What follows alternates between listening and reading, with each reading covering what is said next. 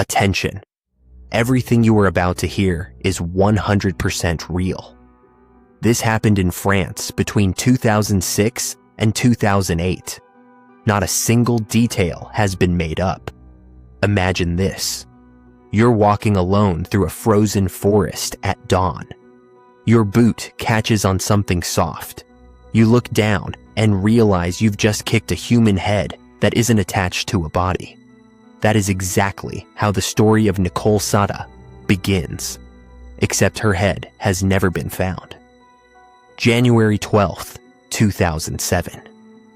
A bitter wind slices through the Rambouillet forest in the Yvelines region of France. A lone hiker stumbles over frost-covered roots and stops dead. Half buried in the undergrowth lies the body of a woman, completely naked, decapitated. Both hands severed at the wrists, her chest carved open like meat on a butcher's block, the heart missing, no wallet, no ID, just scraps of clothing nearby, a bra, a blonde wig, a bathrobe, and a black evening jumpsuit soaked in old blood. How does a woman end up like this 30 miles outside Paris, stripped not just of her clothes, but of every trace of who she once was? And who or what took her heart? The gendarmes from the Versailles Research Brigade arrive at dawn. Their flashlights cut through the mist like knives. The scene is a nightmare for forensics. Rain has washed away footprints. Wind has scattered leaves over the bloodstains. Faint brownish smears in the dirt. Animals, foxes, maybe wild boars, have already been at work. Gnaw marks on the bones. The body is bloated from decomposition. Flies buzz in the warmth of early spring.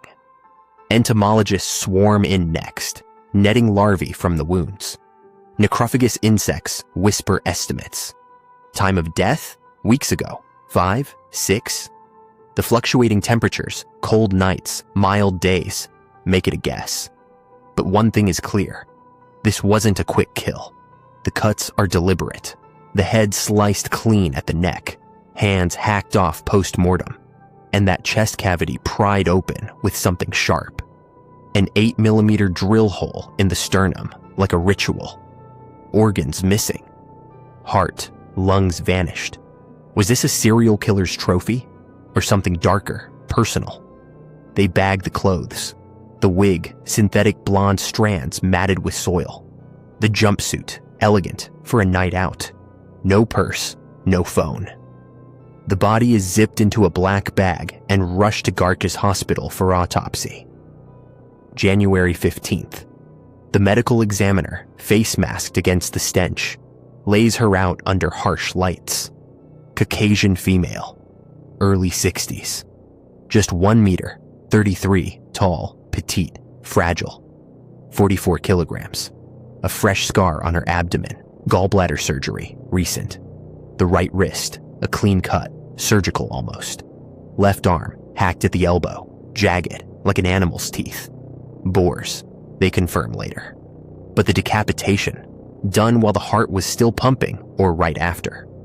Blood spray patterns suggest struggle or surprise. DNA samples go straight to the FNAEG database, France's missing persons registry. Fingers crossed for a match. 5 days later, it hits. A ping. It's her. Nicole Saada, 62 years old. Reported missing on November 10th, 2006, almost 3 months ago. How did a vibrant grandmother, a dance teacher full of life, end up mutilated in the woods? And why did no one hear her scream? Rewind to that day. November 10th, 2006. Nicole Saada wakes in her modest home in Dumont, a quiet suburb north of Paris. She's retired, an accountant by trade, but her real passion? Ballroom dancing, tango, waltz, salsa. She got her instructor diplomas in '96, started an association, taught kids, adults, anyone with rhythm in their step. Friends called her extraordinary, infectious laugh, always giving hugs, lessons, bottles of wine at parties. Family first. A daughter she called every day. Grandchildren she spoiled rotten. Obsessed with her figure, weighed herself twice daily, stuck to salads and dance marathons. That morning, she texts her dance group, "See you tonight at Marie's for tango practice." She packs her bag, dance shoes, that black jumpsuit, the wig for flair. Kisses her cat goodbye, hops into her Peugeot 206. Friends wait till 10 p.m., calls to her landline, voicemail. Mobile, straight to messages, flooded. Her daughter dials obsessively, no answer. By midnight, panic sets in. November 11th, police file a disappearance inquiétante. Her house sealed, garage, her makeshift studio, searched. White tiles splattered with blood, fresh, DNA, hers. And just days later, her car turns up torched in Tisman's, 20 miles away. Gutted by fire, no body inside. But whose hands gripped the wheel as it burned? Investigators peel back Nicole's world. Neighbors paint her as discreet. Ground floor of a split house, courtyard turned dance floor. No enemies, no debts. Just that recent breakup. August 2006. 3 months of whirlwind romance with Christian Jimenez, 72 years old, divorced engineer, war vet. They met at a tango workshop, sparks on the floor. He was smooth, claimed buddies with Jacques Chirac, old military tales, swept her to parties, whispered sweet steps, but controlling. Answered her phone, ditched her friends. "He's isolating her," one student warned. The split, messy. He begged, she said no. Last contact, a curt voicemail. "It's over." Now his name bubbles up in interviews. November 18th, 8 days after she vanished, cops pull him in as a witness. He strolls up with a satchel, knife inside, her house keys, mailbox key, garage opener, blood flecks on the blade. He shrugs, nothing to hide. But then her burned Peugeot is spotted blocks from his house in Tismons. He quips, deadpan, "They could have parked it right in my driveway." Divers drag the nearby ponds again.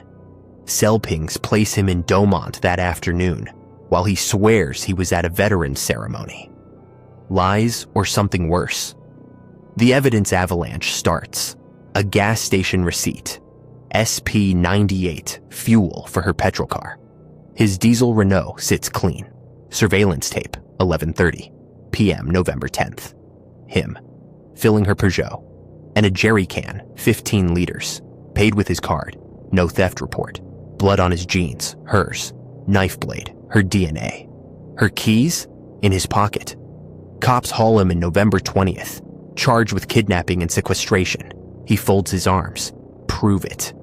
But the car, traced to him. Burned to ash near his back door. No other prints. His home, ice cold. Windows blacked out with paint. And in the basement jars of preserved human feet. Trophies from God knows where. Ex-wife spills. Violent rages. Kids estranged. Lies about his past. No Chirac pals. Just a string of broken women. He spins a yarn in custody. Hooded men. Forced him to drive her car. Saw a body in a blanket. Thought it was her. Escorted home. Tango Mafia, he mutters. Or Jehovah's Witnesses. Detailed. Delusional. Psych eval. Paranoid personality. He believes it. But the jury? They see a killer hiding a headless corpse. Where's the head, Christian? What did you do with her heart? Trial, 2008. Versailles courtroom, air thick as fog. Family in the gallery, daughter stone-faced, grandchildren shielded. Christian, meticulous in a suit, denies every speck. No apology, no tears. Innocent. Prosecutors lay it bare. The blood in her studio. The drive to Tisman's. The fire. The forest drop, her body dumped weeks later to let nature erase the rest. Why the mutilations? Fetish, they say. The wig, the jumpsuit, staged for some twisted fantasy. Head never found. Maybe buried under his patio, or kept in a jar. He appeals in 09, same song, jury unmoved, life sentence, 22 years minimum. Cassation appeal, dismissed, presumed innocent. He smirks from his cell. But the Saada family, shattered. Why her? The daughter whispers. A grandmother, a dancer, gone for loving too freely. And in that rambouillet forest, wild boars rooted through the leaves, feasting on what the killer left behind. Her heart stolen forever, leaving only questions in the dark.